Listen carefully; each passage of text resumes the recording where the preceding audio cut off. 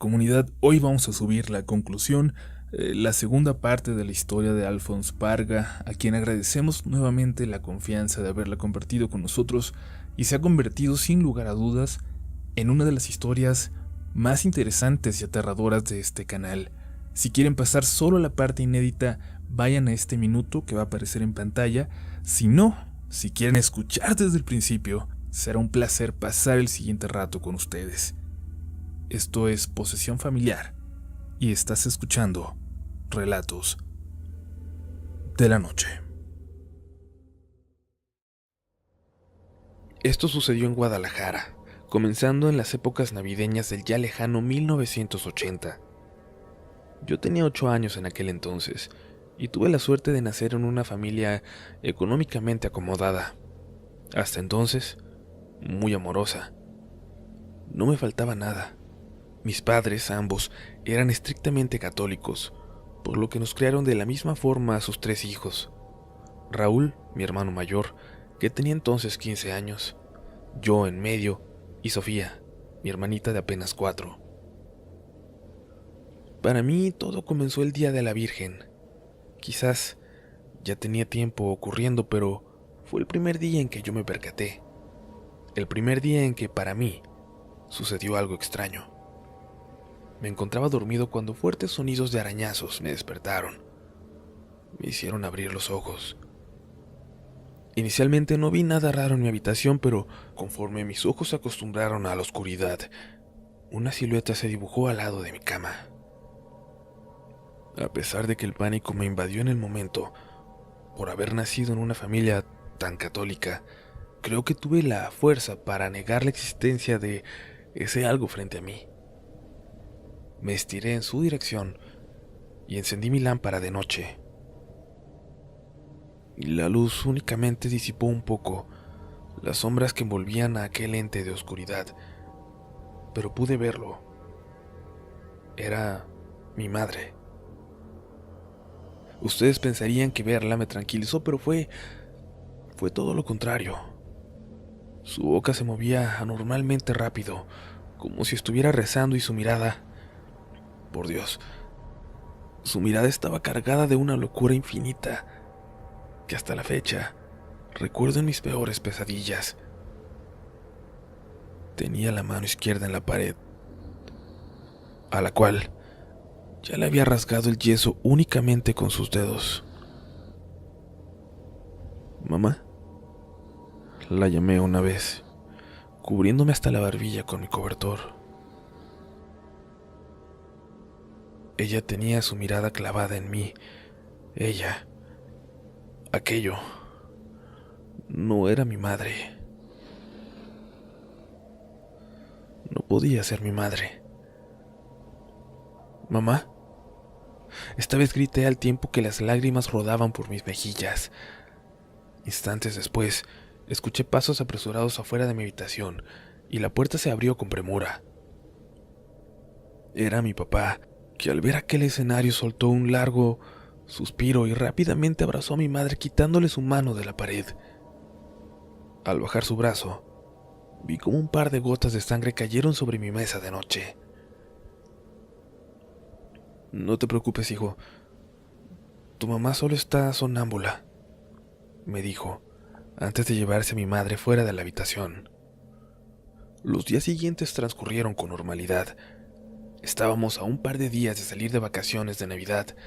Íbamos a ir a Disneylandia. Incluso las fotos de este viaje aún las atesoro porque es nuestro último recuerdo como una familia feliz. Al llegar Nochebuena, mi hermano ya llevaba como una semana enfermo, de bronquitis o algo así, por lo cual mi madre le perdonó que no fuera a misa como era nuestra costumbre.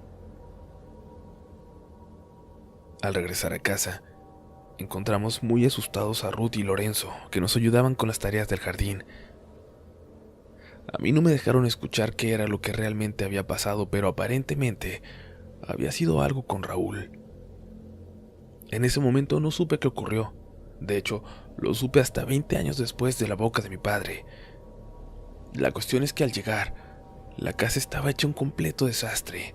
Incluso era difícil pensar que un muchacho de 15 años, enfermo, hubiera podido hacer él solo lo que se veía ahí. Habían encontrado a Raúl comiendo pichones y ardillas, obviamente crudas. La celebración se canceló y a mí y a mi hermana nos mandaron en ese momento a casa de mis abuelos, y mis padres se fueron con Raúl a un hospital privado. Los abuelos se miraban muy preocupados, pero hicieron lo mejor posible para que la pasáramos cómodos. Regresamos a casa hasta pasado el 6 de enero. Aparentemente, Raúl se había recuperado por completo y salvo las ausencias de Ruth y Lorenzo, que renunciaron a los pocos días del incidente, todo parecía volver a la normalidad. Decían que mi hermano ya estaba normal. Sin embargo, yo notaba un cambio radical en su forma de ser, en su comportamiento. Se había tornado violento y con actitudes erráticas que se iban acentuando conforme el día iba pasando, hasta llegar a la noche. Incluso no era raro que en esos días nos golpeara a mí y a mi hermana, cuando hasta entonces jamás nos había puesto un dedo encima. Y lo mismo ocurrió en la escuela. De hecho, no tardó mucho para que lo expulsaran, tan solo unas semanas después. Esto también lo supe años más tarde, y es que la razón por la cual fue expulsado es que durante una pelea con un compañero, mi hermano le mordió en el brazo y le arrancó un pedazo de este. Bueno, la verdad no me quiero extender tanto en esto, y es que durante ese año hubo demasiados incidentes involucrando a mi hermano. Cada mes que pasaba parecía estar peor, y por más médicos con que los llevaban mis padres, no parecía mejorar. Incluso lo llevaron a la Ciudad de México, en aquel entonces Distrito Federal, con una multitud de neurólogos, psiquiatras, y se le realizaron todos los estudios posibles. La vida de mi familia se trastocó económicamente, y eso que los hermanos de mi papá se hicieron cargo del negocio. En los días tranquilos, mi hermano hablaba de espectros de mujeres que se le aparecían en la casa, aunque ciertamente a mí lo que me aterraba era él. Incluso su apariencia física comenzó a deteriorarse. Así transcurrieron 6 largos años, y entonces llegó una racha de remisión, una racha en la que mi hermano tuvo 6 meses sin comportamiento errático o violento. Un neurólogo de la Clínica Mayo, como se le llama a un grupo de hospitales por todo Estados Unidos donde se encuentran los mejores especialistas que el dinero puede acceder, le había dado un medicamento. Y todo parecía estar en calma. Era la época navideña de 1987. Nuestra familia se preparaba para dar una cena que nadie pudiera olvidar. Y bueno, eso se lograría, aunque no por las razones que habíamos planeado.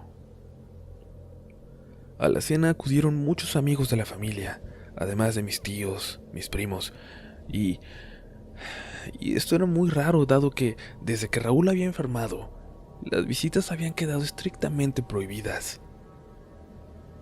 Recuerdo muy bien que aquel día yo ya estaba harto de mi hermano. Finalmente, a mis 14 años de edad, sentía que ya era todo un adulto, y no solo eso, sentía un odio hacia mis padres por el negligente trato que recibí gracias a Raúl, el loco, a quien le daban toda la atención. Y sí, no se preocupen, yo también llegué a odiar después a mi versión adolescente.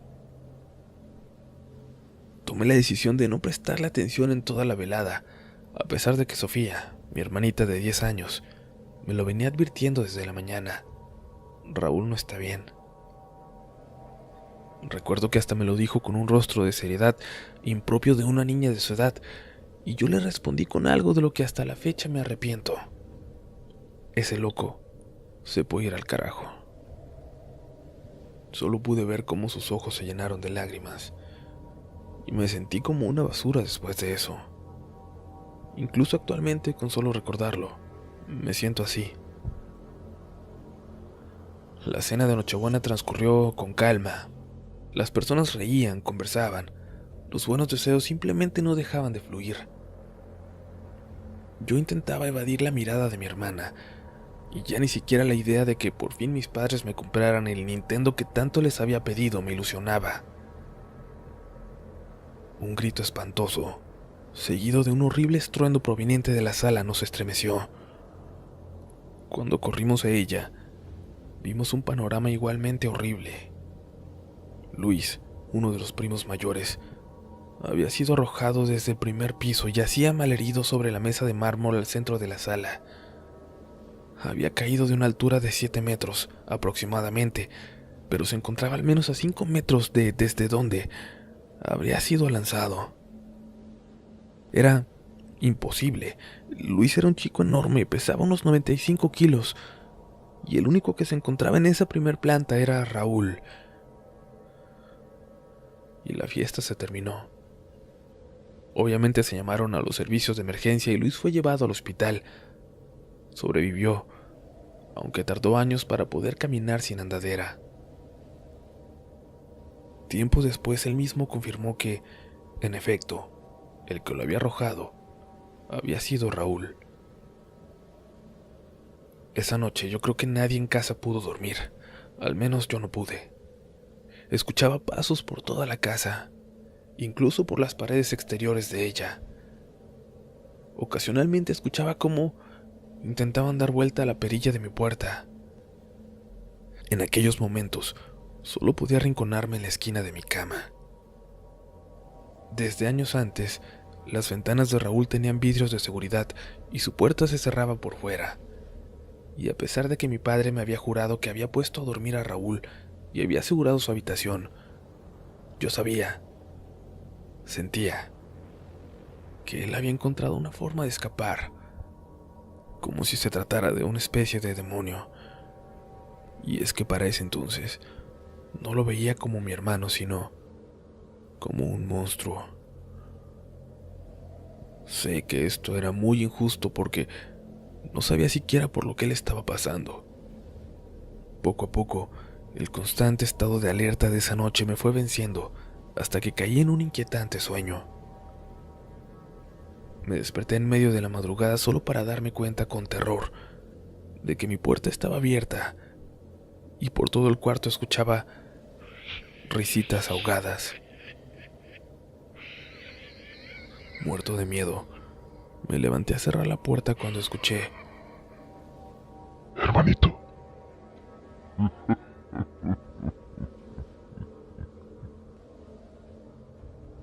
A eso le siguió una carcajada, y quizás lo siguiente lo imaginé por el miedo que tenía, pero vi que mi hermano salió de debajo de la cama, arrastrándose como si se tratara de una cucaracha hacia mí. Sin pensarlo, corrí hacia el cuarto de mis padres. No quiero aburrirlos con más historias como esta, pero las apariciones repentinas de mi hermano incluso hicieron que mis padres llevaran a exorcistas a la casa, que le hicieran limpias y demás, y nada de esto funcionó. Los momentos de lucidez de mi hermano cada vez eran más escasos, y su alter ego, si así gustan llamarlo, era cada vez más violento. Fue en octubre del 88, cuando la familia tomó la decisión de recluir a mi hermano en un sanatorio mental de manera definitiva. Recuerdo que venía llegando de la escuela y pude ver a mi hermano sentado en el patio. Parecía tranquilo y consciente, por lo cual creo sentí la imperiosa necesidad de disculparme por todas las cosas que había dicho de él.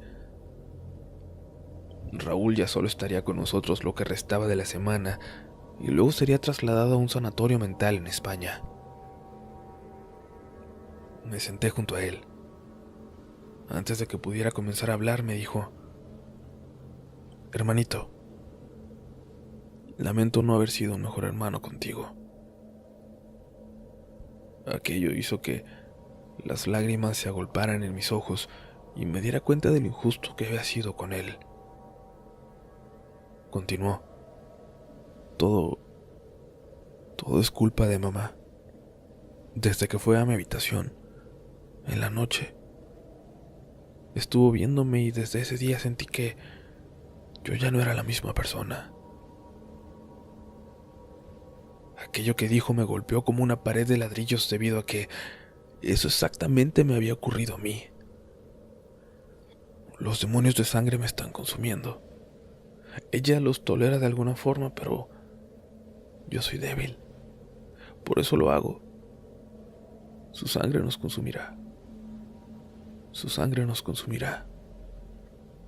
Volvió a decir, cada vez más rápido y agitado. Hermanito, quiero que me perdones por todo y por esto. Poco después, mi hermano se abrió el cuello con un pedazo de metal oxidado. Y ese fue el comienzo de mi experiencia. Sin embargo, aquí voy a dejar el relato. Me es muy difícil recordar.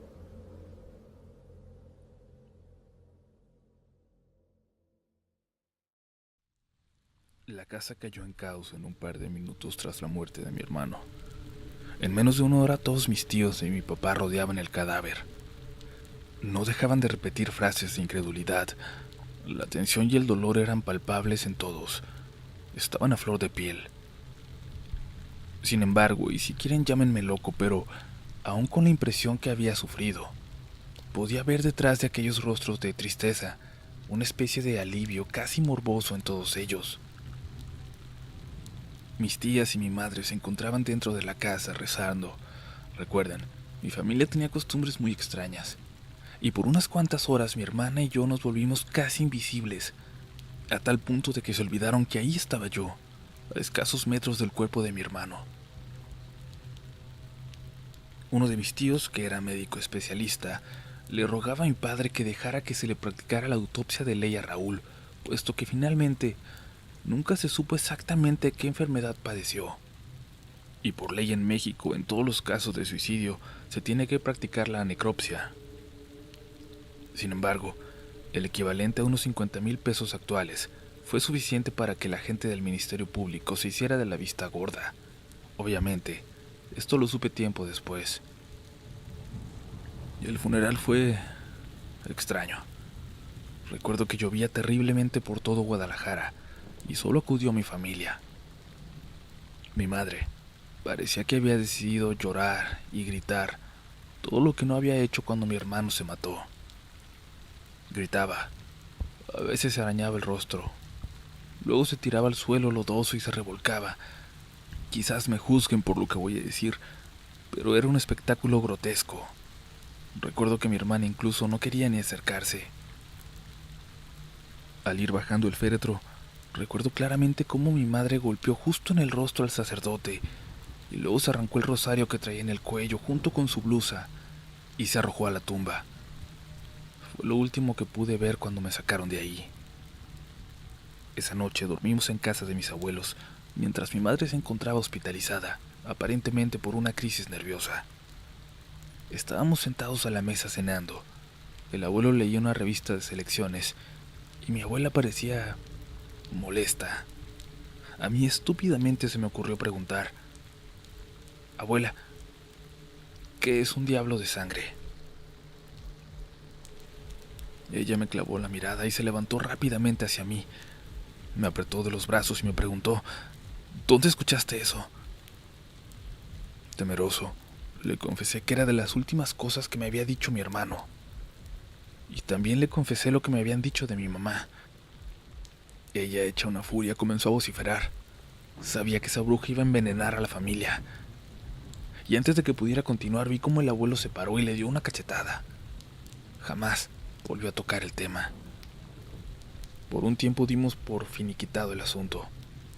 Mi padre vendió esa casa y nos mudamos más cerca de sus hermanos y los abuelos.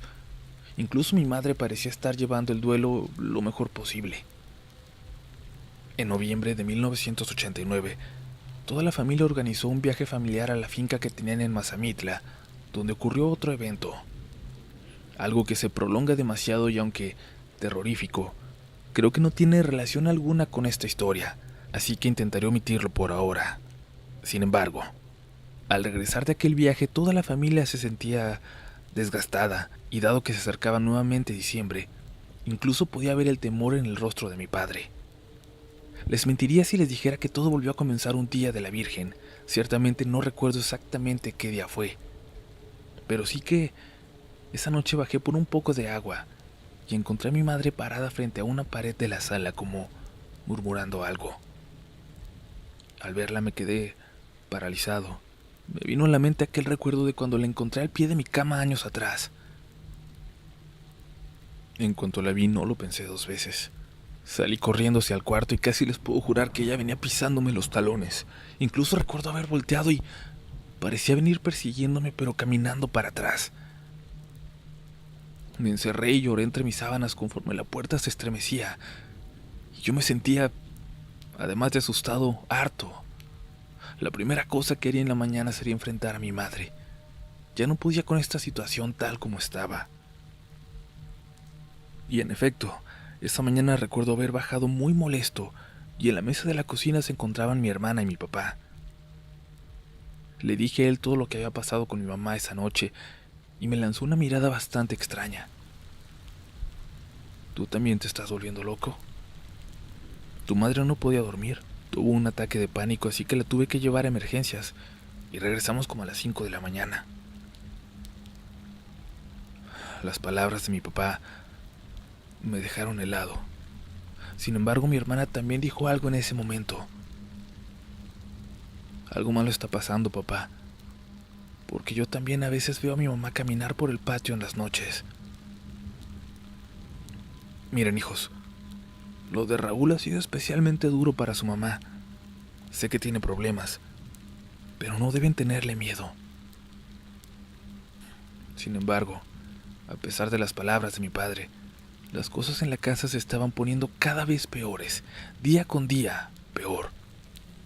Ocasionalmente miraba a mi mamá hablando sola o incluso poniéndole veladoras a un ídolo hecho de paja que nunca supe de dónde salió.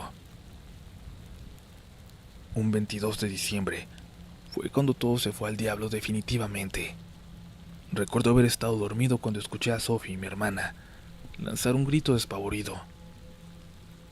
Sin pensarlo tomé un bat y haciéndome de valor corrí a su cuarto. Ahí estaba mi madre, desnuda. Tomaba a Sophie por las muñecas. Instintivamente le di un golpe para que soltara a mi hermana. La tomé y juntos corrimos a casa de los abuelos. Ya no podíamos más. Y se imaginarán que fue un escándalo. Mi abuela sin dudarlo levantó una denuncia contra mi madre y a pesar de que mi papá amenazó con llevarnos a la fuerza, el resto de los hermanos convino en que hasta que se aclarara esta situación, sería mejor que nosotros nos quedáramos con los abuelos. Y a mi papá no le quedó más que aceptar a regañadientes. En especial Sofía no quería volver jamás a esa casa. Todo ese asunto la había marcado. Me adelantaré y les diré que, lamentablemente, esa pesadillesca versión de mi madre fue la última que vi. Ella murió el 28 de ese mes. La historia oficial fue que un ladrón entró a la casa de mis papás y mató a mi madre. Hirió a mi papá. Él estuvo casi un mes en terapia intensiva después de eso. El funeral de mi madre fue con féretro sellado y nadie de su familia acudió. A mí me quedaron muchas dudas, pero mi padre se llevó el secreto a la tumba. A pesar de que me confesó muchas cosas, esto fue un aspecto del que jamás habló. Cuando salió del hospital, mi papá ya no fue el mismo. Se miraba siempre temeroso. De hecho, nos fuimos a vivir con los abuelos y él se volvió cada vez más religioso. En algún momento esperé que a raíz de eso todo mejorara, pero en la casa de la abuela las cosas fueron de nuevo, de mal en peor. De antemano les ofrezco una disculpa por lo largo de estas redacciones, pero les juro que intento resumir lo más que puedo. Y el problema es cuando uno comienza a recordar, cuando se te vienen una pila de detalles a la cabeza. De hecho, aún queda bastante por contar. Ya he aburrido a muchos psiquiatras con mi historia. Ustedes saben lo que es vivir con una familia que raya en el fanatismo de lo católico? Es, en el mejor de los casos, algo extraño, pero en el peor de ellos, es atemorizante. Lo digo porque mis abuelos en general no eran malas personas, pero después de convivir con ellos las 24 horas del día por años, te vas dando cuenta de cosas que no son agradables de este tipo de personas. Al morir mi madre parecía que toda mi familia paterna respiraría tranquila. Quizás también nosotros, sus hijos. Por alguna razón todos teníamos en la cabeza esta idea preconcebida de que mi madre era la fuente de lo que le había corrompido a Raúl y había traído desgracia a la familia con el infortunado accidente de Luis. Sin embargo, por algún motivo, mi padre desde la muerte de mi madre parecía más intranquilo, aterrorizado incluso. Tanto así que mis abuelos lo enviaron más de un año al sanatorio mental en España, al que se suponía que iría Raúl. Eso fue hace tiempo, y aquí pido que me disculpen porque los recuerdos de cuando viví en casa de mis abuelos se comienzan a volver algo nebulosos y confusos.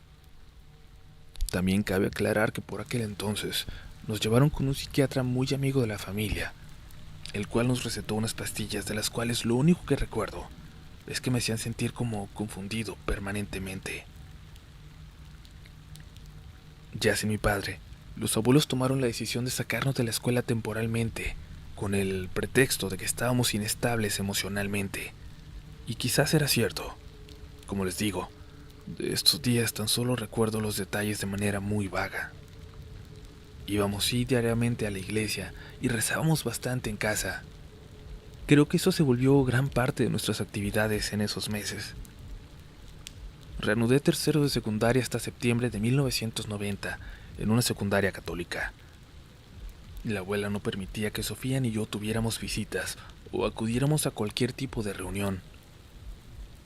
A esa gentil abuelita que habíamos conocido se le había endurecido el corazón hacia nosotros. Recuerdo que mi hermana una vez me dijo: "Lo que pasa es que llevamos la sangre de mi mamá". Y sea o no cierto, esto jamás lo pudimos comprobar, aunque más adelante nos dimos cuenta de que nuestros abuelos guardaban muchos secretos que con justa razón no querían que se supieran.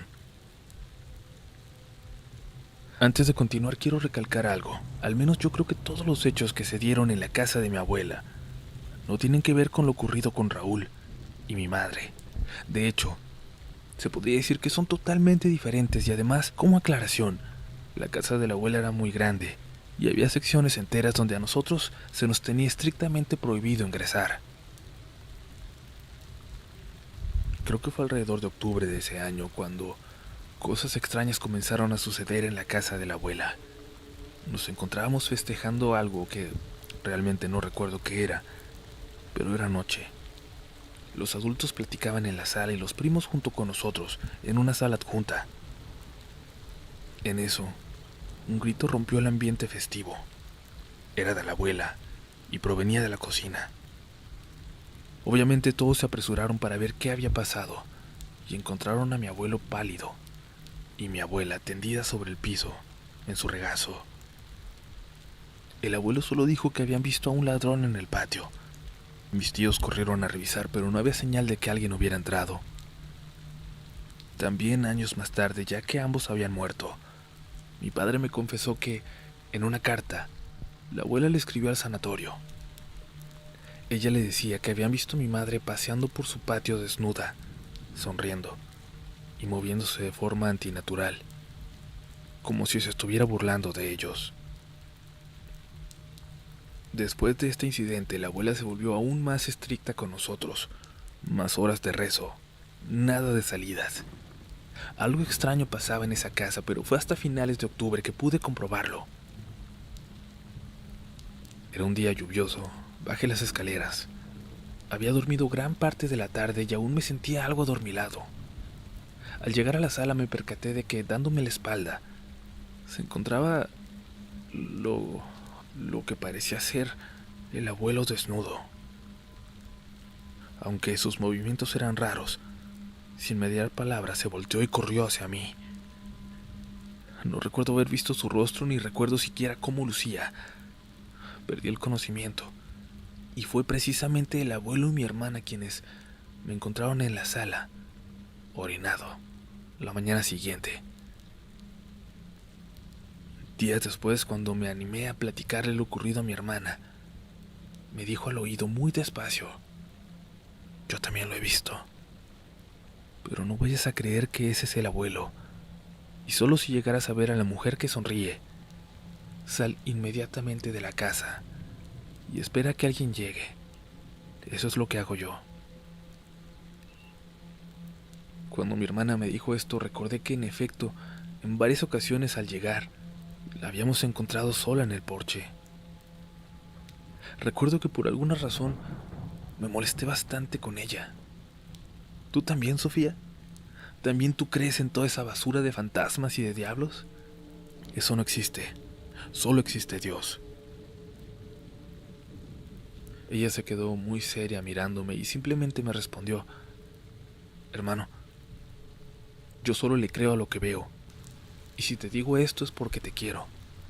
Pero tú sabes bien qué es lo que haces. Me dio un beso en la frente y se fue a su habitación. Y en este punto yo sentía que estaba enloqueciendo, la verdad. Me andaba con cuidado por la casa, intentaba no quedarme solo y me tocó ver en 2 ocasiones más a el abuelo negro. Así le empezamos a llamar.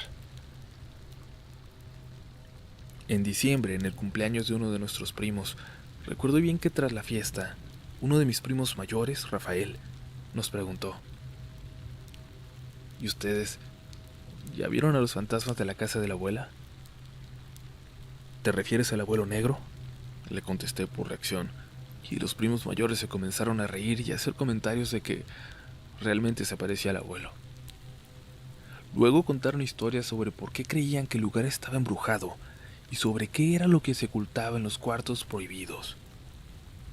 A pesar de lo que hablamos y de que nos burlábamos del abuelo negro, la verdad es que a todos nos aterrorizaba la idea de toparnos con él. Creo que los mayores problemas de ser niño es que nadie te toma en serio, ni te da explicaciones. Y sobre todo, nadie te cree cuando les hablas de este tipo de cosas. Recuerdo las nalgadas que nos dio la abuela la primera vez que intentamos hablar de esta aparición en la casa. Pero todo cambiaría más adelante, a los pocos meses, cuando llegábamos de hacer unas compras con la abuela. Eran alrededor de las 7 de la noche. Abrimos la puerta que daba a la sala y allí estaba el abuelo negro, esperándonos. Estaba muy oscuro, pero sabíamos que era él. «Querido, ¿te pasa algo?», musitó la abuela, intentando dar un paso hacia adelante. Y de inmediato mi hermana la tomó del brazo y le dijo firmemente: «Ese no es el abuelo». Esa cosa que estaba en la sala soltó una carcajada, tan desparpajada que no sabía si era un lamento, y mi abuela se desmayó, y nosotros nos enfocamos en sacarla arrastrando de la casa. Para cuando llegó el abuelo, la abuelita ya había recuperado la conciencia. Los días siguientes nos fuimos con uno de mis tíos a pasar la Navidad y el Año Nuevo. Obviamente los festejos no serían en casa de la abuela, pero Sofía me dijo algo muy extraño. Dijo que en una ocasión en que pasó frente a la casa de los abuelos en el carro con mi tía, pudo ver algunas figuras con túnicas blancas dentro de la casa. Lo que sí puedo decir con certeza es que la casa de mi tío tenía un ambiente completamente distinto. Era tranquila y no tenía tantos ídolos religiosos colgados. Los abuelos, por obvias razones, no se sentían cómodos con mi tío. Decían que estaban de arrimados y que no podían esperar para volver a su casa. Pero cada vez que se les cuestionaba de por qué estaban esperando, ellos solo decían que los trabajos aún no terminaban. Eran ya mediados de enero, 1991. Los trabajos aún no habían terminado, pero había surgido un problema con unos terrenos de siembra y se necesitaban los títulos de propiedad que se encontraban en el despacho del abuelo. El despacho era una de las zonas prohibidas de la casa. Inicialmente todos pensamos que el abuelo diría que él iba por ellos, pero este fue tajante al decir que no podía entrar. Le dio un juego de llaves bastante viejo a mi tío y le dijo dónde podía encontrar dichos títulos. Le advirtió sobre no andar husmeando entre sus cosas y mi tío le respondió: ya sé que tú y mi mamá son brujos. Aquello que evidentemente era una broma no le sentó nada bien al abuelo, quien rápidamente respondió: pues por estos brujos tienes todo lo que tienes. Al entrar a la casa, mi tío se disculpó conmigo por hacerme ir con él. Esta casa siempre me ha aterrado. De hecho, a todos, me dijo. Pero yo le respondí que no había ningún problema. El ala de la casa a la cual solo tenían acceso los abuelos era muy extraña. Primero, los pasillos que se comunicaban con la casa principal o con la zona permitida habían sido bloqueados con una pared. No había forma de acceder a este lugar por dentro de la casa. La única manera era una pesada puerta de herrería que estaba cubierta por una lona afuera. La puerta en sí era muy rara, o al menos así la recuerdo a pesar de que no la puedo describir. Al entrar, esta zona era solo un pasillo con puertas a su lado izquierdo.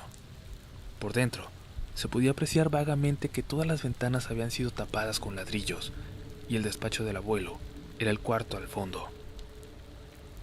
Este despacho en realidad era muy normal. Había un librero, un gigantesco escritorio y una vieja escopeta. Tío encontró los papeles y salimos presurosos. En ese momento, antes de salir, no sé qué habrá visto él, pero me tomó del brazo y sin cerrar aquel lugar me gritó que saliéramos pronto de la casa. A mediados de marzo fue cuando por fin regresamos a la casa de la abuela, aunque francamente yo no quería, pero Sofía se negó siquiera a contemplar la idea de dejarlos solos. Mi tío nos había ofrecido que nos quedáramos con él y luego me contó que aquella vez que fuimos al despacho, vio a esa mujer sonriente, con pelo blanco, ahí en el pasillo. Sofía les llamaba el abuelo negro y la abuela blanca. Aquello ya no me hacía ninguna gracia. La casa se plagó de sonidos extraños. No era raro escuchar puertas abrirse o que abrieran las llaves del baño. Y lo mejor que podías hacer, lo único que podías hacer, era ignorarlos. A veces incluso se podía escuchar a una persona rezando dentro de las habitaciones. Los abuelitos hacían como si nada ocurriera y simplemente nos ignoraban cuando llegábamos a cuestionarlos. Estuvimos en un estado de paranoia espantosa por algún tiempo, pero cuando mi padre regresó del sanatorio, las cosas en casa de la abuela dieron un giro para lo peor. Tanto mi hermana como yo pensamos que con el regreso de mi padre íbamos a recuperar un poco de esa vida en familia que habíamos perdido tiempo atrás, pero por desgracia, nada estaba más lejos de la realidad. Recuerdo bien cuando fuimos a recogerlo al aeropuerto. Era un día bastante lluvioso. Incluso, tanto mi tío como mi abuelo creían que su vuelo no saldría del Distrito Federal. Sin embargo, para sorpresa de todos nosotros, mi papá llegó a tiempo. La primera imagen que tengo de mi padre era la de un hombre demacrado, con profundas ojeras negras, pelo ralo y con varios kilos de menos. Mi papá nos abrazó a mí y a mi hermana a la vez, pero por alguna razón sentía como si le hiciera falta algo. De regreso a casa en el auto, recuerdo al abuelo y a mi tío hablando con mi padre, y este solo les daba contestaciones lacónicas y faltas de cualquier equivalente emocional, el cual cabría esperarse después de estar tanto tiempo fuera, lejos de su familia. Mi hermana me preguntó con voz muy baja: ¿le robaron el alma a mi papá? Y yo de inmediato le respondí: claro que no, no seas tonta. Sin embargo, eso mismo venía pensando yo. Se hizo una cena para celebrar que mi padre había vuelto, aunque esta no fue en casa de los abuelos. Creo que la mayor parte de mis tíos se aterrorizaban con aquella casa, solo que ya sea por su fe o por respeto a los abuelos, no decían absolutamente nada.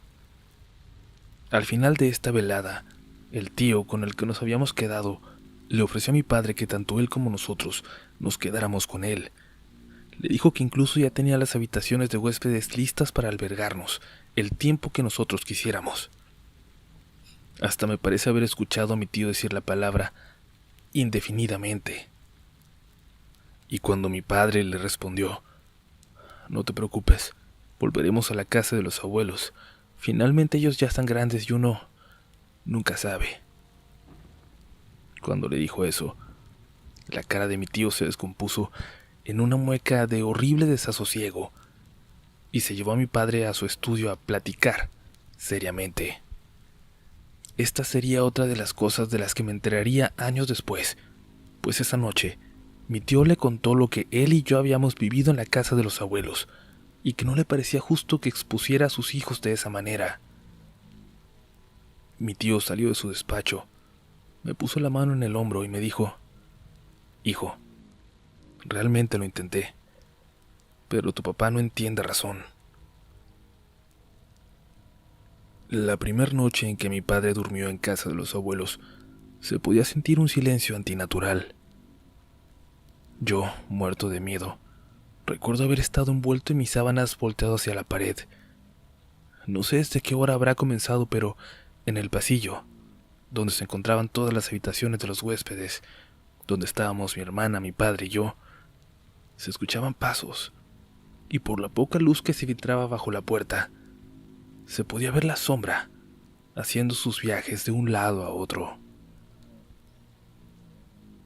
En primera instancia creí que se trataba, quizás, de mi padre, pero después de una hora de escucharlos y de ver cómo pasaban, sabía que algo estaba mal. Caí en un sueño intranquilo, para luego despertar con el sonido de alguien que quería forzar el picaporte de mi puerta. Por suerte, tanto mi hermana como yo instalábamos topes de puerta para poder sentirnos un poco más seguros. Recuerdo haberme refugiado bajo la cama y esperar hasta que amaneciera para poder salir. En el desayuno, era notorio que mi hermana había tenido una noche tan horrible como la mía, y mi padre parecía consternado. Aunque no nos dijo por qué, posteriormente supe que aquella noche él durmió con la puerta abierta y que miraba cómo el abuelo negro, se paseaba por el pasillo desnudo y de cuando en cuando se paraba para ofrecerle una sonrisa chueca. En aquel punto debo confesar que ya ni siquiera los abuelos me daban confianza, y no porque hayan intentado hacerme algo a mí o a mi hermana, sino porque era evidente que esa casa ocultaba secretos. Así transcurrieron un par de meses en los cuales yo me dormía con audífonos para poder soportar los sonidos de la casa, los pasos, los golpes en las puertas, paredes y ventanas. Fue agosto o septiembre cuando al regresar de la escuela vi cómo había varias patrullas aparcadas y una ambulancia de la Cruz Roja estacionadas afuera de la casa. Sin dudarlo, corrí. Al entrar me di cuenta que estaban ahí ya una buena parte de mis tíos, los cuales discutían acaloradamente con los oficiales. ¿Cómo es posible que no hayan encontrado a nadie en la casa?, preguntaban. No sé qué quiere que le diga, señor. Mis muchachos revisaron la casa de arriba a abajo y no encontraron señales siquiera de que alguien haya entrado aquí. Pero mi hermano me dijo que esa persona no corrió hacia la salida, sino hacia las habitaciones. Tiene que haber alguien. Mire, señor, vamos a revisar nuevamente la casa y ustedes nos pueden acompañar para que comprueben que no hay nadie. Mi padre se encontraba abatido, sentado en unos sillones de la sala con la mirada perdida. Fui y me senté junto a él, y no sé si por su estado no se percató que había sido yo quien se sentó a su lado, pero comenzó a hablar. Papá y yo nos encontrábamos revisando unos papeles aquí en la sala, cuando desde el fondo vi que algo se aproximaba corriendo hacia nosotros. Era una figura enjuta, casi calavérica, y sus pasos no hacían ruidos. Intenté advertirle a mi papá, pero simplemente no le tomó importancia y de pronto, así como la había visto, aquella visión horrorosa desapareció en un abrir y cerrar de ojos. Y luego apareció de nuevo, dándole mordidas en el antebrazo a tu abuelo. Y luego, como si fuera un animal, salió corriendo en 4 patas hacia el fondo de la casa. Al escuchar aquello me dio un miedo tan terrible que me tuve que salir de ahí. En la ambulancia los paramédicos estaban poniéndole compresas y vendajes al abuelo, y de manera intencionada le pregunté: «Abuelo, ¿qué fue lo que pasó?». Me volteó a ver, apretó la mandíbula y finalmente dijo: «Fue una drogadicta que se metió a la casa. Guadalajara cada vez está peor y ese jodido de Cosío no hace absolutamente nada». Se refería al entonces gobernador, y en ese momento mi hermana se me acercó y me dijo: «Al abuelo lo atacó la abuela Blanca». Los paramédicos le sugirieron a la familia que aquellas heridas necesitaban verlas médicos especialistas. Además, no sé cómo explicarlo, pero el abuelo no se miraba bien. Estaba pálido y apenas podía mantenerse en pie. Ese día el abuelo fue internado en un hospital privado. Incluso, a lo que recuerdo, fue ingresado a terapia intensiva. Mi tío finalmente nos sacó a nosotros y a mi papá de la casa de los abuelos, y a pesar de una férrea lucha de la abuela por no dejar esa casa, finalmente aceptó irse, con la condición de que fuera solo mientras el abuelo se pusiera bien. Poco después se abría por boca de mi tío la verdad sobre aquella noche, cuando la abuela se escapó para ir a su antigua casa. Cuando mi tío reunió a todos sus hermanos, incluyendo a mi papá, para ir a buscarla, porque tenían una buena idea de dónde la iban a encontrar. Encontraron a la abuela muerta en una habitación del área prohibida. Supuestamente, había algunas velas acomodadas en cierto patrón. La causa de la muerte fue una hemorragia cerebral masiva, y el abuelo no tardó mucho tiempo en acompañarla, debido a que murió una semana después. La casa de la abuela duró mucho tiempo abandonada, y los hermanos hablaron largo y tendido sobre qué harían con ella. Finalmente, se decidió demolerla y vender únicamente el terreno. Yo no quiero ser responsable si lo que sea que haya en esa casa afecta a alguien más, dijo el mayor de mis tíos, aunque creo que los demás solo pensaban en cuánto les iba a tocar de la venta de aquel lugar. Quiero agregar que justo antes de que se demoliera esta casa, se encontró una especie de habitación completamente oculta hasta entonces. La puerta a esta había sido tapizada. Su contenido, sin ahondar mucho en el tema, no era propio de una persona católica o en su sano juicio. Transcurrieron varios años con cierta tranquilidad. Mi padre, tras la muerte de los abuelos, jamás pudo valerse por sí mismo de nuevo. En la Navidad de 1996, recuerdo haberme sentado con varios de mis tíos a hablar, de hombre a hombre. Quería saber algunas cosas y ellos sabían exactamente qué era eso por lo que les iba a preguntar. La gente de por aquí tiene historias y les pone nombres, hijo. Créeme que a lo que yo he visto, no sé qué nombre ponerle. Harías bien en recordar lo que le ocurrió a esos niños en Mazamitla. A ti no te tocó conocer a la bisabuela, y deberías agradecerle a Dios por eso, porque si esa mujer no era una bruja, te juro por Dios que no sé qué es una bruja entonces. Por aquellos tiempos el negocio familiar comenzó a despuntar, pero teníamos que vivir en el campo, en los terrenos de la bisabuela. Tu mamá, si me puedes creer, no tuvo familia. La encontraron en el bosque, un amigo de nuestra familia. La bisabuela la llamaba Diabru, o a veces hija del bosque, y decía que al rescatarla habían cometido el peor de los errores. Desde entonces hubo muertes accidentales en la familia, y ciertamente, para mí todo eso era superstición. Para mí la única bruja que existía era la bisabuela y bueno, al parecer, mi mamá también. Y al terminar su historia, mi tío solo soltó una risa cansada. Este pequeño relato, cierra un ciclo de mi experiencia. Sin embargo, comunidad, esto no es el final del relato, dado que el resto se ubica en épocas más contemporáneas. Es curioso ver la historia familiar plasmada en palabras, y aquí parafraseo a un amigo al que yo considero así, a pesar de que para él no sea lo mismo. Todos creen que su experiencia ha sido la peor.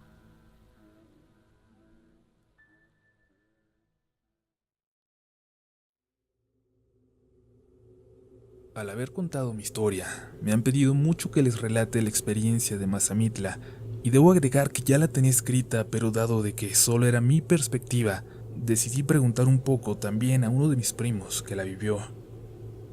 Después de 30 años, obviamente los recuerdos se van tornando opacos. Mi primo tenía el mismo nombre que su padre, uno de los hermanos de mi papá, Joaquín. Mi tío era una de las personas más severas que he conocido en mi vida. Crió a toda su familia en Mazamitla. Incluso mi papá me comentó que desde que los abuelos habían comprado la hacienda, él se fue para allá. Obviamente a administrar las tierras de cultivo con las que cuenta la familia, ahora administradas por mi primo Joaquín. Mi tío, a pesar de ser de esos hombres recios de campo, o al menos dar esa impresión, era un hombre sumamente supersticioso. Y aunque suene contradictorio, parecía tener una especie de recelo a la religión en general, a tal grado que en la hacienda estaba prohibido cualquier ícono o afiche religioso. Quizás ese recelo se debía a la difícil vida que le había tocado a él, y no solo por el hecho de haber crecido con la bisabuela, sino porque, al parecer, perdió a su primer familia completa en un accidente automovilístico. A pesar de siempre recibir a todos sus hermanos con una sonrisa y los brazos abiertos, no tanto así a los abuelos, este jamás hablaba mucho sobre su vida personal. En fin, me estoy extendiendo demasiado quizás en cosas que no tienen importancia para el resto del relato. Otra cosa que desconocía y de lo que mi primo me puso al tanto es que en Mazamitla existen leyendas locales desde hace bastante tiempo. Entre ellas, el del tesoro en la cueva de la Sierra del Tigre, que se supone un español había escondido, y el de la bruja de Mazamitla. Este último me causa un poco de gracia, dado que, más que leyenda, parecen costumbres de las personas debido a que, en gran parte de los pueblos, hay leyendas sobre alguna bruja.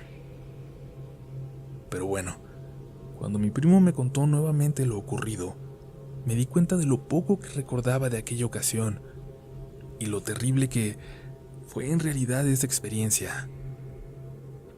Dividiré entonces la historia entre lo que yo viví y luego la perspectiva de mi primo. Creo que es la manera menos confusa de narrarla. En un frío y lluvioso noviembre del 89, mi familia consideró que la familia entera necesitaba un descanso, sobre todo después de los sucesos ocurridos con Raúl y el comportamiento errático de mi madre. No sabíamos que en poco más de un mes la estaríamos enterrando.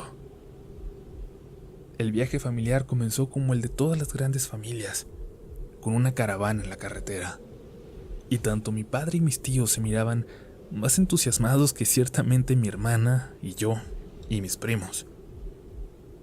El viaje fue lento y cansado, sobre todo por una molesta llovizna que ralentizaba nuestro avance. En el camino, a una tía se le reventó un neumático y casi sale de la carretera. Sin embargo, al final pudo controlar el vehículo y el incidente solo terminó en un susto. Aún recuerdo a la gran caravana parada en el acotamiento, mientras la abuela decía constantemente que todo aquel viaje era una pésima idea. Incluso se ofreció a pagarnos a todos vacaciones en donde quisiéramos, pero no quería que fuéramos a Mazamitla. Aquella reacción parecía desmesurada. Recuerdo haber estado parado a la orilla de la carretera mientras la abuela peleaba con sus hijos cuando mi primo Luis, que aún usaba andadera para caminar, me dijo: La abuela cada año que pasa me parece más loca. Siempre que venimos a Mazamitla se pone así. Aunque creo que es la primera vez que les toca verla. ¿Y tú por qué crees que sea?, le pregunté. No se lleva bien con mi tío Joaquín. Además siempre discuten porque el tío no permite nada remotamente religioso en la casa. El tío Joaquín es buena persona, le contesté. Lo es, pero... En aquel momento hizo una pausa larga y finalmente decidió no compartir aquello que llevaba guardado. Olvídalo. Sí, el tío es buena persona. Solo ha tenido una vida difícil. El viaje se reinició sin mayores contratiempos hasta que llegamos a Mazamitla. Al llegar a la hacienda del tío Joaquín, la tía Ofelia y sus 3 hijos nos estaban esperando para darle la bienvenida a la familia. La hacienda, a pesar de contar con todas las comodidades de una casa en la ciudad, siempre me pareció un lugar lúgubre, helado. Esta hacienda, cuando se compró, todos creían que los abuelos derrumbarían el viejo edificio y construirían algo nuevo, pero no. Supongo que el abuelo pensó que aquello era una mala inversión, por lo que decidió remodelarla, y de hecho el inmueble hasta la fecha tiene esa arquitectura de las casonas de principios del siglo XX. Dicho sea de paso, hasta donde la familia sabe, o al menos hasta lo que los primos sabemos, ese lugar no tenía ningún pasado oscuro o algo por el estilo. Durante la cena de bienvenida, fue cuando al menos yo me percaté que algo andaba mal. Había algo extraño en el ambiente. Mi tío Joaquín se paró para hacer un brindis por la familia y su prosperidad. Obviamente este lo hizo con muchas malas palabras, ya que él era el más mal hablado de todos los hermanos, pero además hubo un mensaje para todos los primos. Miren, chiquillos, no los quiero ver jugando en el extremo de la hacienda que colinda con el bosque. Ya les dije a Arturo y a Fernando, los capataces, que me los traigan inmediatamente para acá si los ven por ahí, y aunque sus padres se enojen, les voy a dar una cintariza. Supongo que por ser niños los adultos no nos dijeron la razón. Sin embargo, fue mi primo Joaquín el que dijo que se habían visto osos rondando por aquellos lugares. Aquella noche recuerdo que me levanté a tomar agua. Sinceramente no recuerdo la hora, pero pude ver al tío hablando con sus capataces y varios hombres, los cuales llevaban armas y lámparas. Sin darle mayor importancia al asunto, me regresé a mi habitación. Cuando estaba pasando por la sala para subir a la recámara que nos habían dado, escuché claramente que alguien estaba golpeando el vidrio de la ventana, como si la golpeara con el dedo. En el momento aquello me asustó, pero dado que mi tío estaba en el patio central, supuse que se trataba de alguno de sus hombres que venían a reportarle algo. El ventanal de la sala, aparte de ser grande, contaba con un tipo de cortinas semitranslúcidas, las cuales estaban cerradas y del otro lado solo alcanzaba a ver una silueta. Solo eso. La figura volvió a tocar el vidrio con un poco más de premura. ¿Sí?, dije, progresivamente más nervioso. La única respuesta que recibí fue un nuevo toquido en la ventana. Mi tío está en el patio, dije. Déjame entrar. Me respondió con una voz extremadamente grave al tiempo que volvía a golpear el vidrio con mayor fuerza. Niño, déjame entrar. Volvió a decir al tiempo que la ventana parecía que se quebraría ante tales golpes y por mi parte estaba paralizado del miedo. No entendía qué estaba pasando. En eso sentí un jalón hacia atrás que me hizo caer al piso. Era mi tío. Allá anda el hijo de su madre, gritó, al tiempo que abría la puerta principal y salían en tropel con sus hombres. No tardó mucho en que se escucharan varios disparos a lo lejos.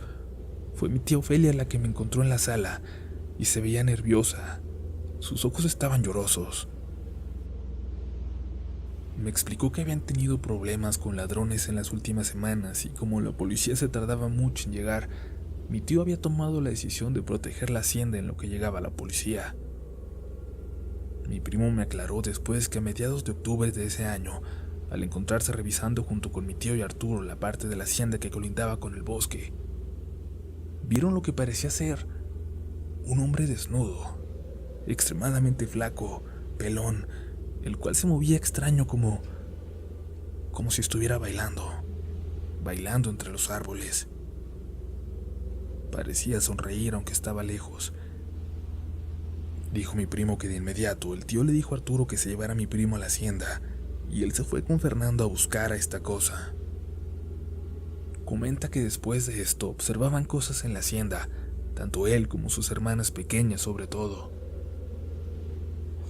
Tras el incidente de la noche pasada a mi tío, supongo que tuvo que hablar con todos los adultos acerca de lo que estaba ocurriendo, pero todos continuaron con el viaje familiar como si nada hubiera pasado.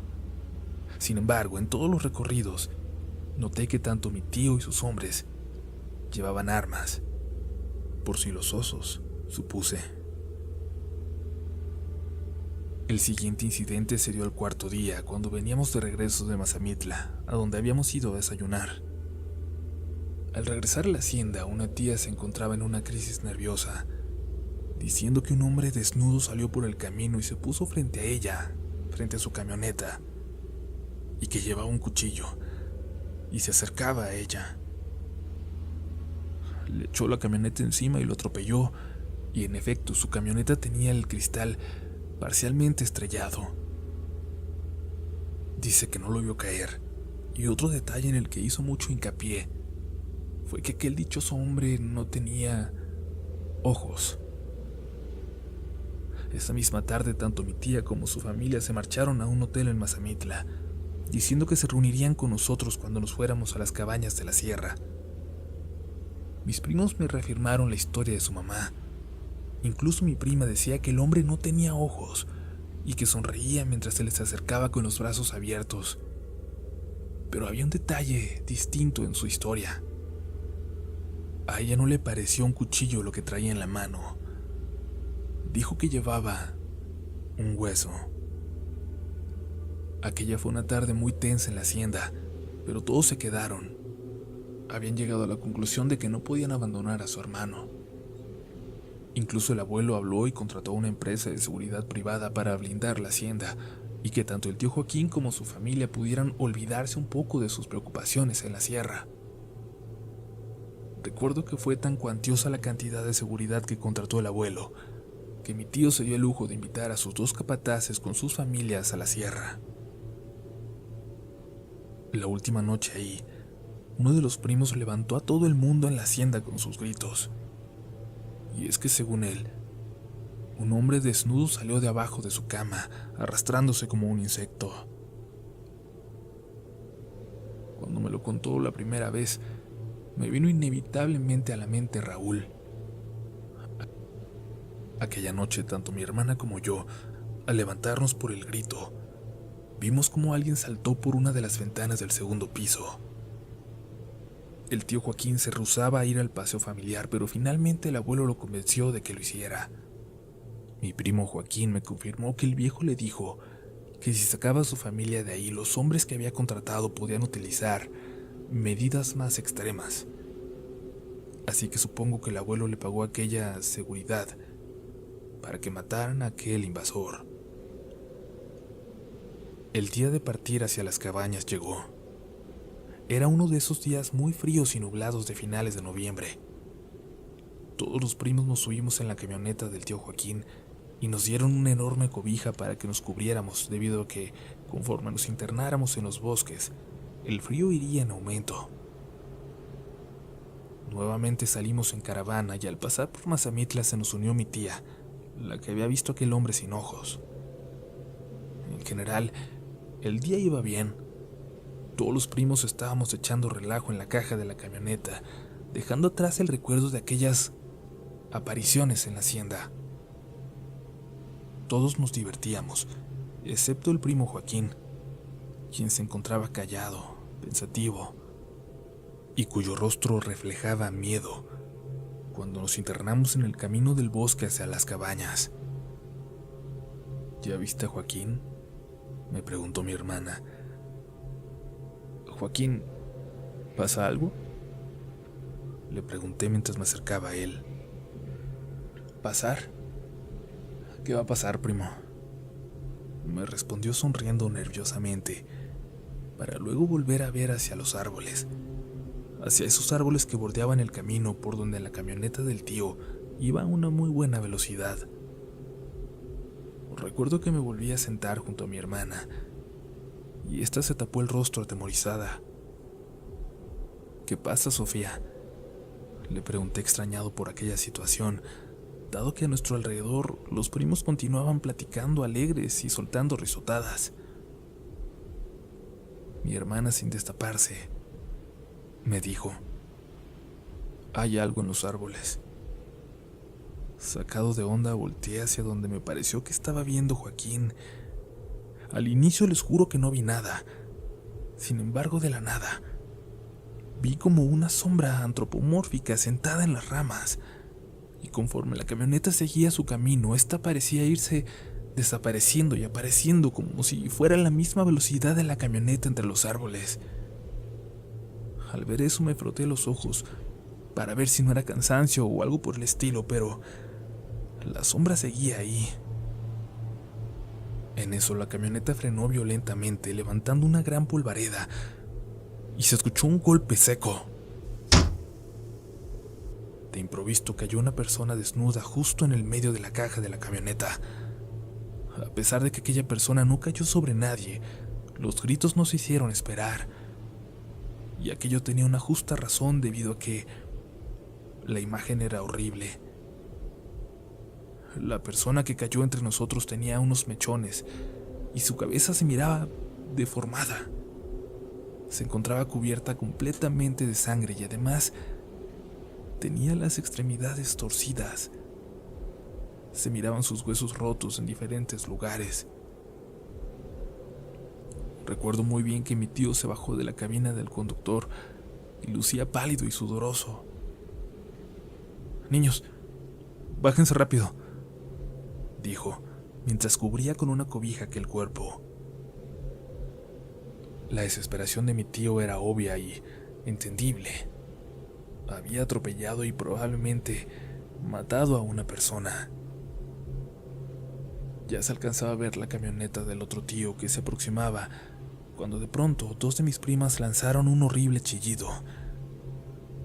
La persona que yacía sobre la cobija sin respirar un momento atrás comenzó a retorcerse de forma horrible. Incluso recuerdo que movía uno de sus brazos como si fuera una matraca sangrienta. Al ver esto, y olvidándose de nosotros, mi tío se agarró al borde de la camioneta y le dijo: «No te muevas, no muevas el brazo, la ayuda viene en camino». En eso la persona cubierta de sangre soltó una especie de carcajada gutural espantosa y de un salto se puso de pie. Y aún recuerdo ese desagradable sonido que producían los huesos rotos al chocar entre sí. Y sin dejar de reírse saltó del cajón de la camioneta y se perdió entre los árboles, al otro lado del camino, mientras mi tío corría tras aquella cosa diciendo que él lo podía ayudar. Me encontraba tan asqueado por aquella imagen de cómo los brazos de aquella cosa se movían de una manera tan antinatural al correr, que vomité. Y varios de mis primos y primas hicieron lo mismo. Cuando nos alcanzó el resto de mis tíos y mi papá, estos se fueron a discutir las cosas lejos de nosotros. Sin embargo, a mí me parecía lógico que el viaje terminara ahí después de este horrible e inusual incidente. Pero al final, lo único que se hizo fue tirar la cobija manchada de sangre, que ahora olía a putrefacción. Limpiamos la sangre del cofre y el cristal de la camioneta de mi tío, y el resto del camino todos fuimos callados y les juro que, nuevamente, comencé a ver esta figura entre las ramas de los árboles. Al llegar a las cabañas, el personal de ahí nos dijo que tuviéramos cuidado porque habían visto a un animal grande en las inmediaciones. Se guardaron las camionetas y todas las familias ocuparon la cabaña que se les había asignado. Ese día simplemente todos nos acostamos a dormir. Al parecer, aquel accidente nos había dejado a todos agotados. Al menos a mí, sí. Sin embargo, en la noche un sonido extraño me despertó. Tardé un poco en identificarlo, pero sin duda era el sonido que produjeron los huesos de la persona que había atropellado al tío cuando ésta se puso de pie.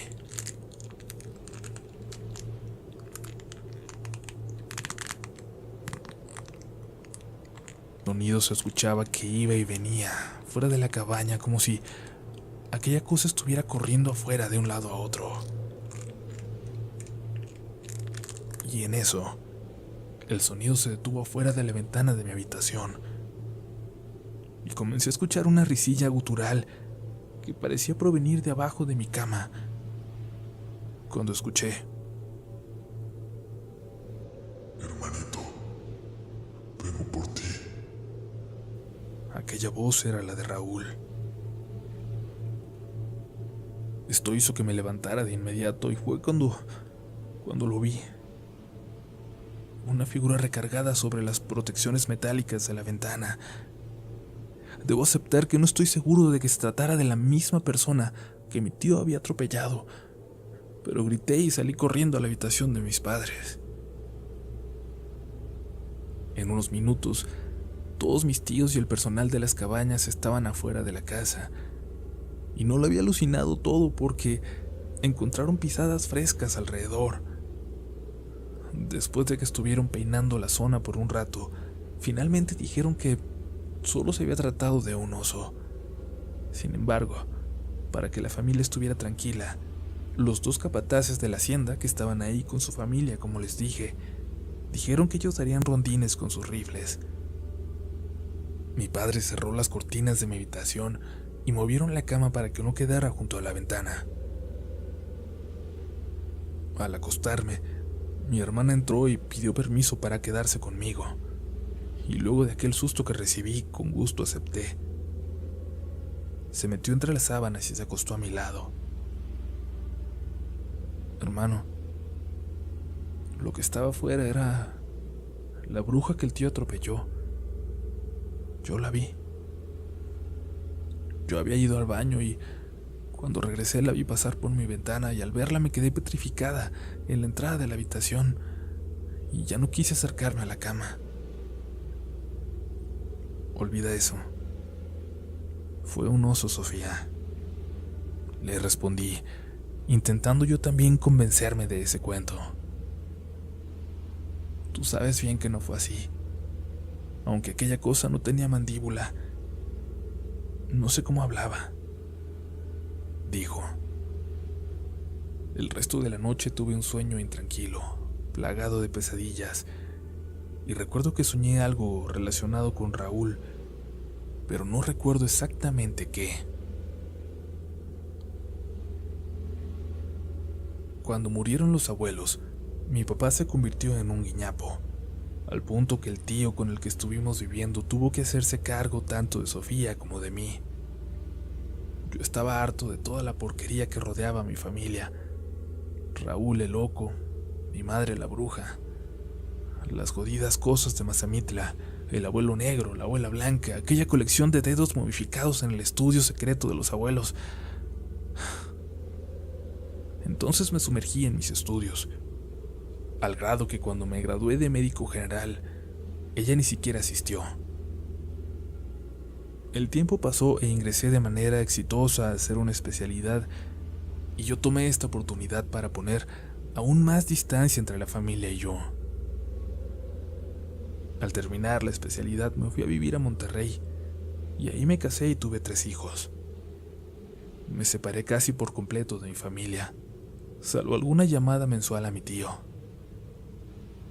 De Sofía dejé de saber cuando salí de la especialidad.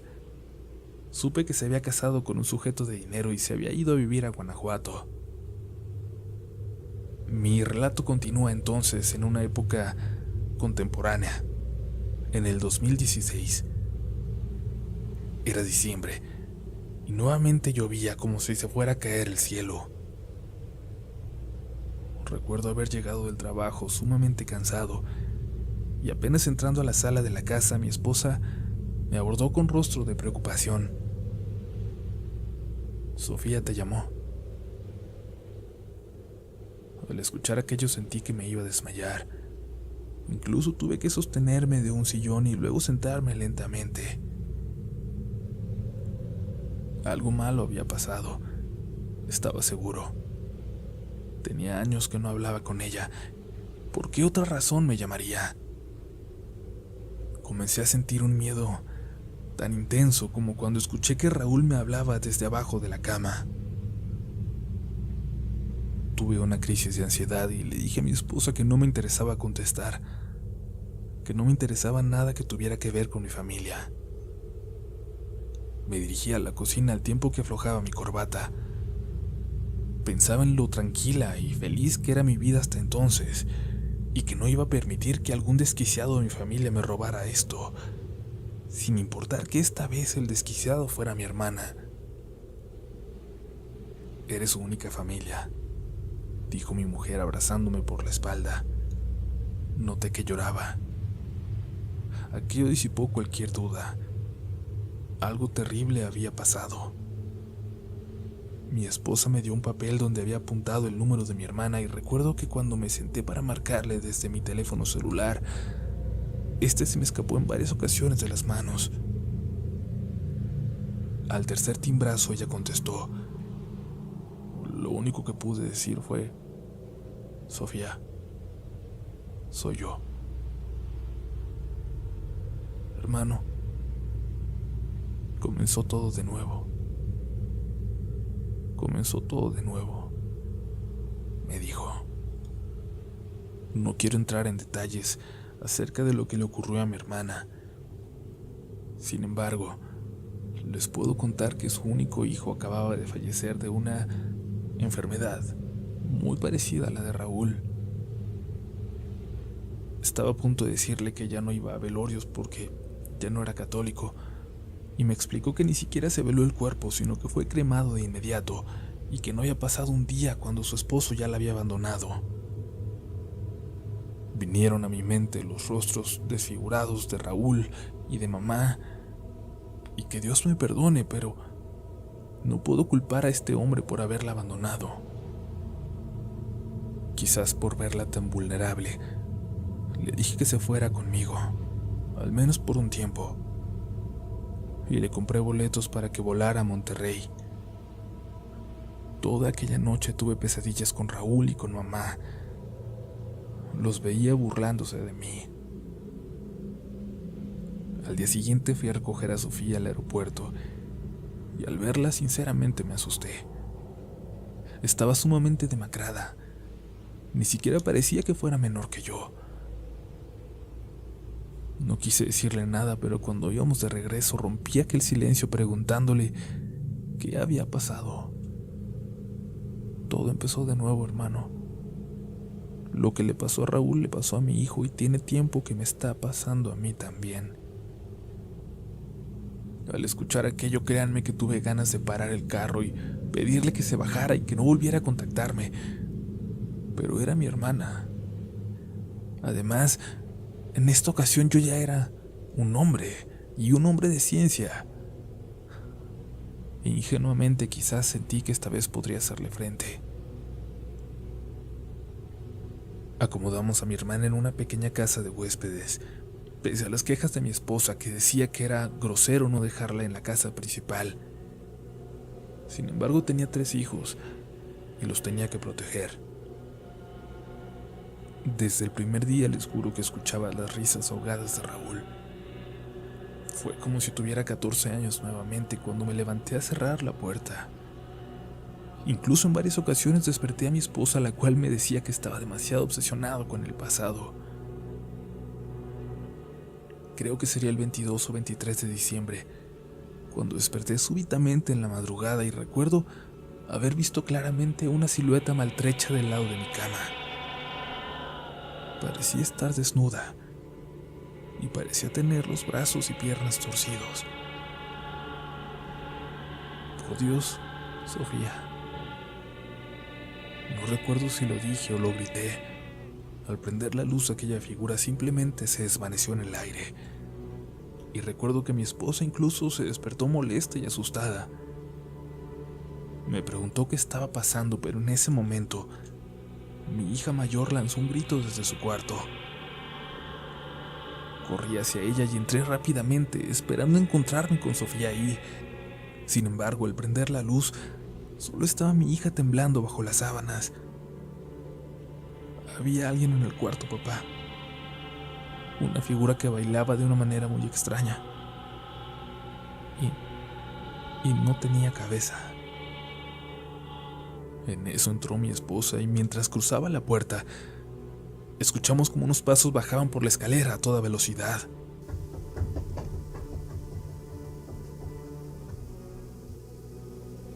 Luego escuchamos cómo se abría la puerta de la sala y se azotaba. Maldita sea, dije, y de manera instintiva fui a buscar a mis otros 2 hijos, que todavía dormían plácidamente. Los levanté y los llevé a nuestra habitación. Allí ya estaban mi hija mayor y mi esposa. Esto es el colmo. Le voy a decir a mi hermana que se vaya. Aquí no había pasado nada raro hasta que ella llegó, dije muy molesto. Y cuando me disponía a salir de la habitación, mi esposa me jaló, cerró y aseguró la puerta detrás de mí. ¿Estás loco? Obviamente alguien se metió a la casa. Ya le hablé a la policía. Y en efecto, unos minutos después llegó la policía. Los dejamos pasar y revisaron toda la casa junto a mí. No había nada raro. La casa estaba completamente vacía. Tan solo algunas huellas lodosas en algunas zonas de la casa. Fuimos entonces a revisar la casa de huéspedes, a ver cómo estaba Sofía. Cuando entramos, la encontramos convulsionándose y los oficiales pidieron de inmediato una ambulancia. Después de explicarle a mi esposa lo que estaba pasando, le dije que me sentiría mucho más tranquilo si ella y los chicos se fueran a la casa de sus padres, y mientras tanto llevaría a mi hermana al hospital. La interné en un hospital privado de San Pedro. Ella venía en malas condiciones, por lo cual sugerí fuera trasladada a terapia intensiva inmediatamente, y donde yo podría seguirla tratando.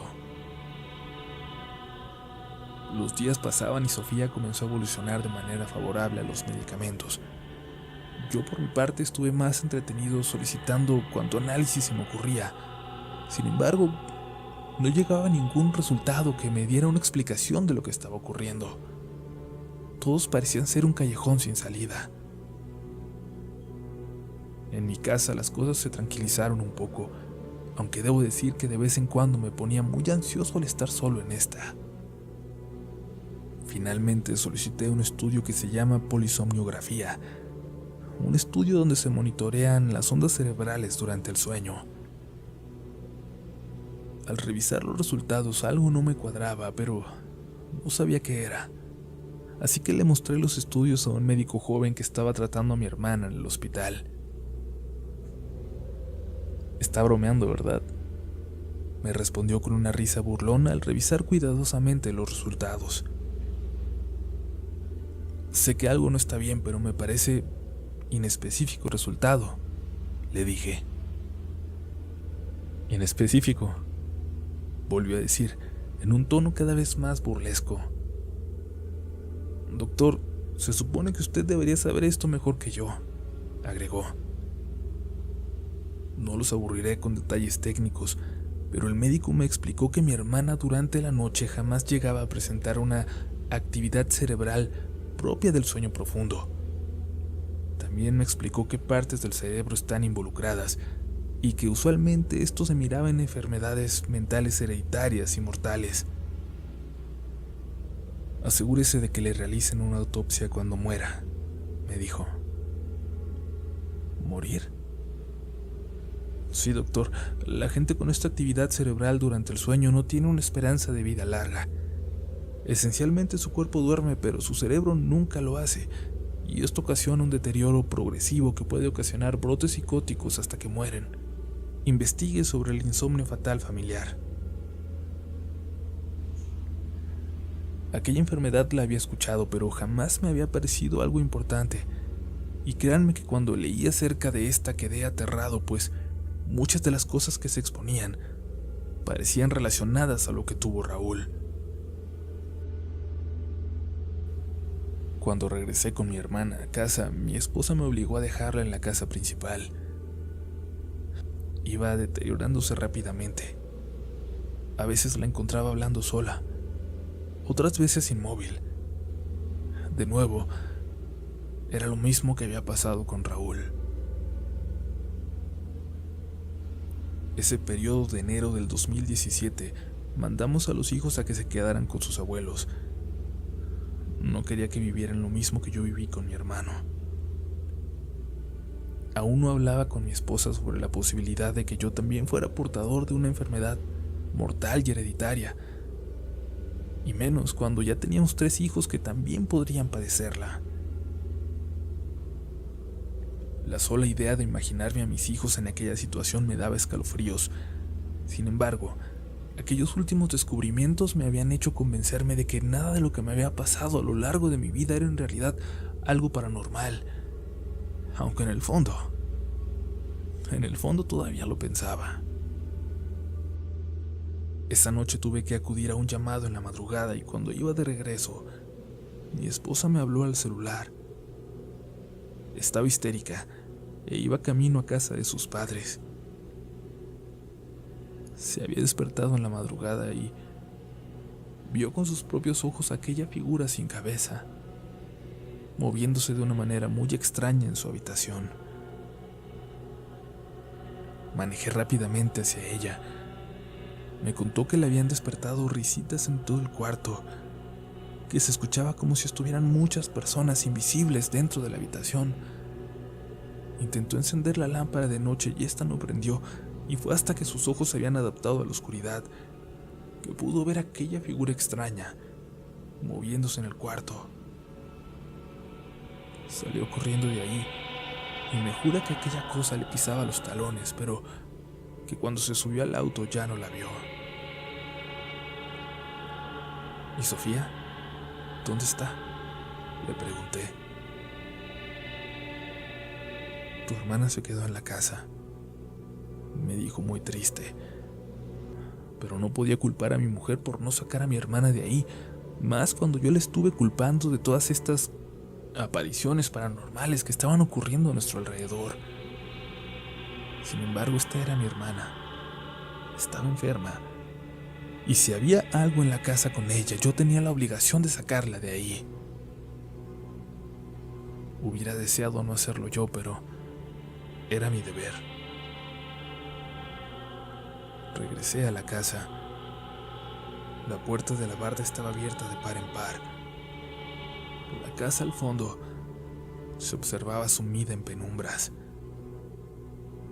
Al recorrer el camino de piedra, comencé a sentir un frío terrible y comenzó a sentirse un fuerte viento y se escuchaban como aquellas risas de cuando yo tenía 14 años.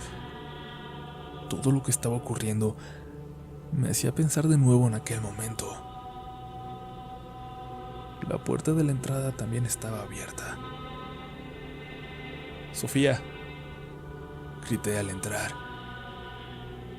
y sentí como si la oscuridad al fondo se moviera. Aquello me hizo dar un paso hacia atrás y cuando mi vista se acostumbró a la oscuridad, pude ver 2 de esas figuras sin cabeza, con espaldas encorvadas, brazos y piernas largos, en la sala.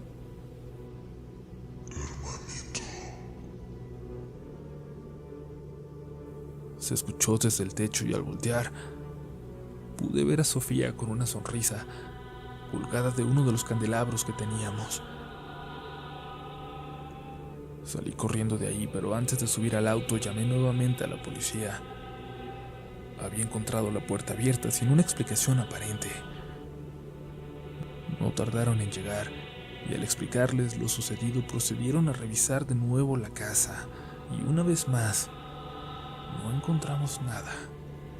Solo mi hermana, enferma, postrada en la cama como siempre. El final de mi historia, o al menos por el momento, ocurrió a mediados del 2017. Mi hermana ya estaba muy deteriorada, incluso ya rara vez se levantaba de la cama. Habíamos contratado a una enfermera para que la cuidara. En agosto, mis hijos y sus primos tuvieron un fuerte accidente automovilístico, tan grave que 2 de mis sobrinos murieron y mi hija mayor quedó muy malherida y requería cirugía de urgencia. Tomé el teléfono, hablé con mi familia en Guadalajara sobre la situación que estaba pasando y que ocupaba ayuda también para que estuvieran con Sofía. Varios primos me dijeron que tomarían el primer vuelo para Monterrey.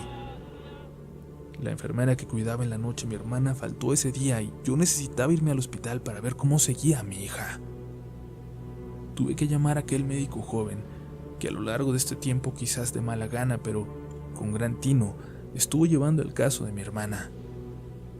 Al explicarle mi situación, hizo una pausa larga en el teléfono y finalmente me respondió: «Está bien, voy para allá». No sé qué ocurrió con esa actitud. Mis primos llegaron a las 7 de la mañana y les dije que se fueran a mi casa a cuidar a Sofía. Gracias a Dios mi hija salió bien de la cirugía y se recuperaría pronto. Mis otros 2 hijos solo tuvieron golpes leves.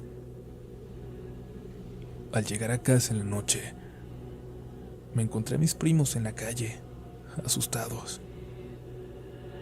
Entré corriendo y la casa estaba hecha un desastre.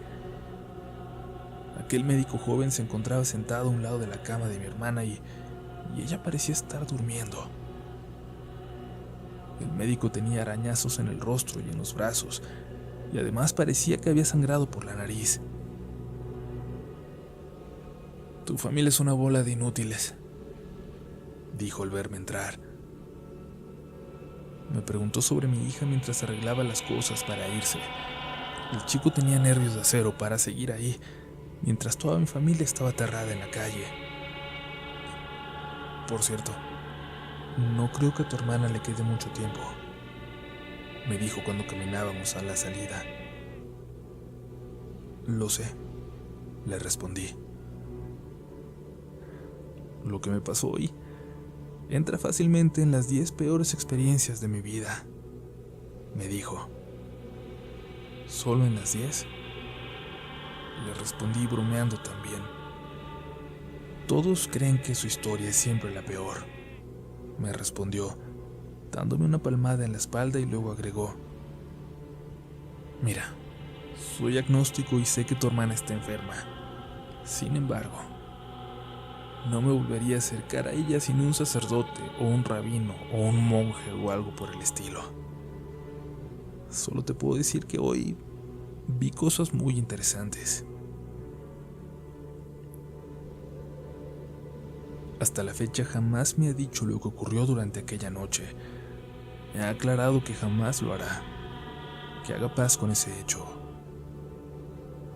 Mi hermana murió días después.